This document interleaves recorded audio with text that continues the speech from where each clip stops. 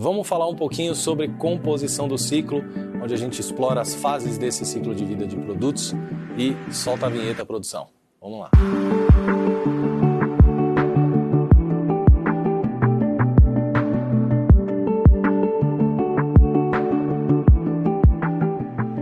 Muito bom, gente. Então, vamos falar agora um pouquinho sobre ciclo de vida de produtos e o quanto isso aqui é importante para entender a movimentação do seu produto e as diferenças de atuação para os Product Managers em cada fase.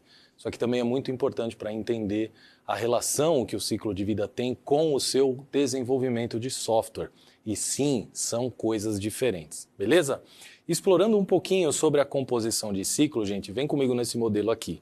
Nós temos, normalmente, uma definição de problema que evolui para uma definição de produto que culmina no desenvolvimento, no planejamento do desenvolvimento e assim seguindo para o monitoramento desse desenvolvimento, lançamento e a compreensão daqueles seus resultados. Esses são o que a gente chama de building blocks, né? As fundações ali do que são, né, processos de desenvolvimento de produto. Mas, gente, existe muita gente que confunde isso com o ciclo de vida de produto. E isso não é o ciclo de vida de produto. Isso, agora, é o ciclo de vida de produto e o que a gente costuma chamar de curva S, ou Product Life Cycle, tá? Onde a gente tem, em uma das dimensões, as vendas, né, ou a aquisição, para ser mais genérico, do seu produto, e o tempo na nossa outra dimensão. Então, existe um momento onde o seu produto é introduzido ao mercado, existe um momento onde o seu produto cresce naquele mercado, existe um momento onde o seu produto adquire maturidade e um momento onde ele entra em declínio. E isso acontece com todos os produtos, tá? E aí, qual é a relação entre esses dois modelos que a gente acabou de ver? Então, o modelo roxo, que é o de desenvolvimento de produto, ele acontece em diversos ciclos ao longo de diversos momentos do ciclo de vida. Então, em todos os momentos da introdução, eu estou criando o meu produto, evoluindo aquele meu produto, mensurando aquele meu produto, avaliando os resultados dele. Quando eu evoluo para o crescimento, a mesma coisa. Quando eu evoluo para a maturidade, a mesma coisa. E não restrito a uma interação, mas muitas interações, umas seguidas das outras, beleza? Isso é muito importante a ser entendido, gente. O ciclo de vida de um produto é diferente do ciclo de desenvolvimento de um produto. E essa confusão ela é muito natural, principalmente para as pessoas novas que estão entrando no mercado. E aí uma referência também, um dos livros que está aqui atrás da gente, bem interessante, que é Cruzando o Abismo, do Geoffrey Moore, onde basicamente ele fala, galera, sobre ciclo de vida, mas traduzindo com a lógica de por que algumas pessoas acreditam naquilo que a gente acredita, naquele futuro que a gente quer construir, e por que algumas pessoas não. E ele divide esse modelo de atuação em duas partes, tá? Em uma parte, que é a parte da esquerda, são as pessoas que querem coisas novas. São os famosos early adopters, tá? Que é um dos termos mais conhecidos nas bibliografias de produto. E à direita, nós temos um outro step, que é o mercado mainstream.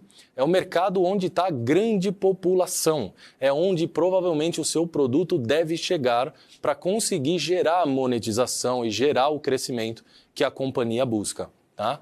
Agora, existe uma diferença entre esses dois momentos e um abismo entre eles. E esse abismo, ele só é cruzado caso a gente tenha uma proposta de valor muito bem ajustada.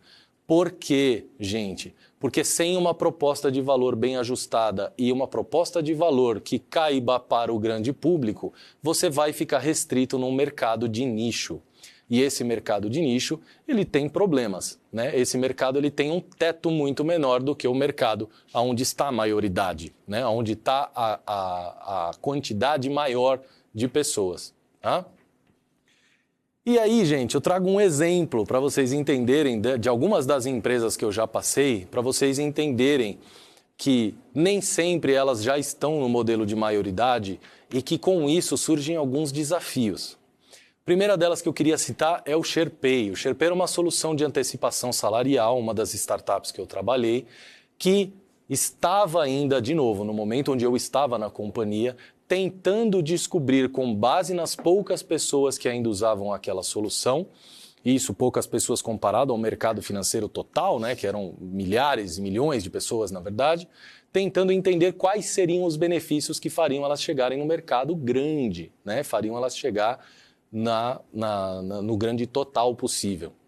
O C6 estava exatamente no centro do abismo, buscando entender se a sua solução tinha market fit com o mercado. Ou seja, buscando validar em alto crescimento se aquela proposta de valor que havia sido desenvolvida e que eu mostrei para vocês faria sentido ou não faria sentido. E isso através de um processo de escala. E o PicPay, com quase 60 milhões de clientes, já na maioridade do mercado, isso é mais de 25% da população brasileira, né, usando essa solução. Então perceba, existem dentro do ciclo de vida momentos diferentes das empresas e desafios diferentes.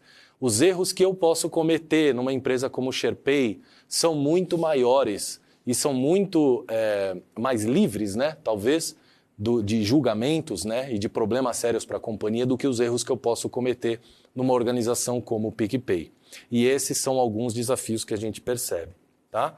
Algumas dicas para vocês sobre como cruzar, então, esses abismos. 4 coisas básicas, né, desse modelo que nós estamos vendo. A primeira delas entenda o ciclo de adoção da sua tecnologia, entenda o que faz as pessoas adotarem aquela sua tecnologia. Seguindo para segmentação. Segmente, lembra da responsabilidade de entender o segmento de mercado, as personas, entenda o que essas pessoas precisam e a partir do que elas precisam, soluções customizadas. Segmente, segmente, segmente, construa produtos específicos para elas. Terceiro, tente ao máximo fornecer um produto completo. Essa lógica de MVPs, dos mínimos produtos viáveis, é bem interessante, mas elas precisam entregar o valor pelo completo. Tá? Então tente ao longo do caminho do seu ciclo de vida entregar um produto cada vez mais completo. E por último, claro, conheça a sua competição, para que você não construa e entregue coisas que as pessoas já têm, certo? Porque quanto mais as pessoas já tiverem soluções iguais àquelas, mais você vai competir por uma coisa e uma coisa só, que é a chamada preço. Tá? Então adeque a sua proposta de valor a partir do que a competição oferece e aí provavelmente você vai conseguir cruzar esse abismo com um pouco mais de tranquilidade. Entendendo que o que nós estamos falando aqui com esses 4 pontos atinja Product Market Fit, certo? Foque em atingir Product Market Fit como uma das suas responsabilidades mais importantes na organização. Muito bom. Gente, então, trazendo esse mesmo modelo, essa curva S de produto, nós conseguimos relacionar os momentos dela com a presença no mercado. É como se o meu produto, quanto mais à direita, tivesse mais pessoas. Tá? E essa é a lógica. Se eu estou mais à direita, eu tenho mais usuários, eu tenho mais pessoas usando. Traduzindo um pouco esses momentos, quando eu estou à esquerda no início do meu ciclo de vida, como eu acabei de contar para vocês, buscamos Product Market Fit. Ao longo do caminho, nós escalamos o nosso produto. A gente entra na fase de growth, de crescimento. E aí a gente atinge um patamar que é o chamado vaca leiteira, né? É o conhecido por vaca leiteira. É aquele produto que sustenta o core da companhia, certo? Até uma fase onde o público já está restrito, está caro demais trazer novos usuários e eu preciso cada vez mais inovar. E aí a dúvida que vem é a seguinte, poxa, Murilo, mas eu não tenho inovação antes disso? Sim, gente, claro que nós temos inovação antes disso. E percebam que, inclusive, isso é refletido na própria curva, né? A curva final é muito parecida com a curva do início, percebem? Então, essa curva do início também tem inovação em todos os momentos, mas nessa onde você tem um declínio do seu produto é a fase mais importante, é a fase de disrupção, tá? E traduzindo mais ainda, para ficar super tranquilo da gente entender esse conceito e essa curva, à esquerda, gente, o nosso produto é simples. Normalmente ele resolve uma coisa só. E conforme a gente vai evoluindo para os módulos da direita, né, para o ciclo da vida do produto à direita, nós vamos adicionando funcionalidades para crescer o nosso produto e a algum ponto ele fica complicado. E quando o produto fica complicado, adivinha o que as pessoas fazem, gente? Elas vão para outros produtos, né? Elas migram para produtos que são cada vez mais simples, que por acaso é o ponto inicial de onde a gente partiu na construção do nosso produto. Então, querem entender ciclo de vida, querem entender a relação do produto de vocês com o ciclo de vida, pensem nesse modelo que a gente está vendo. O produto de vocês, ele ainda é simples. No produto de vocês, vocês já estão adicionando mais funcionalidades? O produto de vocês já ficou complicado?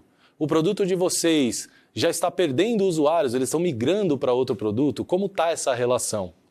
Beleza? Então essa é a curva S de produto, bem relevante aqui para a nossa conversa.